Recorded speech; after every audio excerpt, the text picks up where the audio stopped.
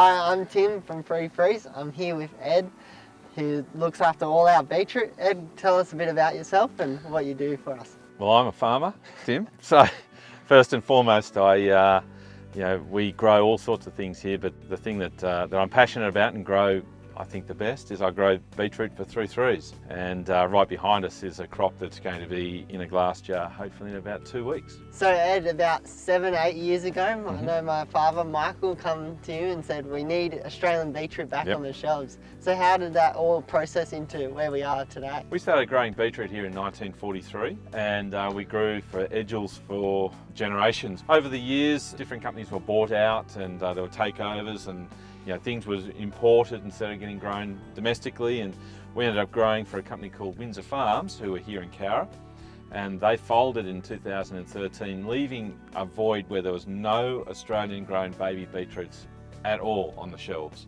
Golden Circle moved to New Zealand, so there was a hole in Australian grown beetroot. We eat more beetroot in Australia per head of population than anywhere else in the world, and to not be able to buy Australian beetroot when it's our food was just insulting. So your father came to me and said, well, there's something that needs to be done about this. We are champions of Australian grown food, and everything that they can grow locally is grown locally for 3-3s. We put a plan together and we started doing beetroot relish, and then the next thing you know, we're doing sliced and babies, and it's grown into growing hundreds of acres of beetroot for 3-3s per year. It's wonderful. And you mentioned about the history and how you've gone through those generations.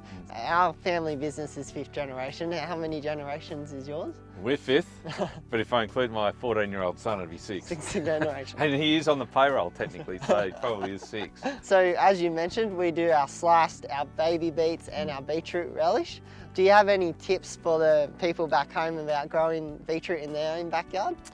It's easier to buy it than grow it. Growing beetroot, it is a crop that likes the temperate time. So if you're in Victoria, grow it over summer. If you're in Queensland, grow it over winter. You want the temperatures not to get really over 30 degrees very often, and you don't want it to be sitting under 15 very often. So, here in Cowra, it's spring and autumn. Through most of Australia, I'd say that's basically where it is. But if you go further north, it's middle of winter, and further south towards Tassie, it's summer crop. So what makes 3-3s beetroot the best? Well, firstly, it's fresh. So we're the only ones that grow it in the vicinity to the factory that's such short time. So from harvesting to being to you guys is literally days, whereas often it can be weeks or months before something is harvested, stored and then processed.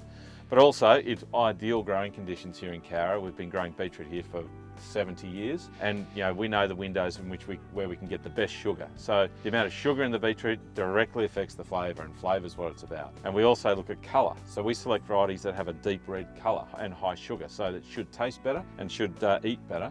So Tim, I'd like to challenge the people that might watch this, if they don't believe 3-3s is the best tasting beetroot, to go and buy the competitors, open it up and open up the 3-3s, pour them out, look at the colour, taste the flavour and feel the texture and see which one's the best for themselves, because I know the 3-3s is the best. That's great. Thanks Ed for your time today, and we look forward to selling lots of your beetroot in the future. Pleasure, Tim. Thank you.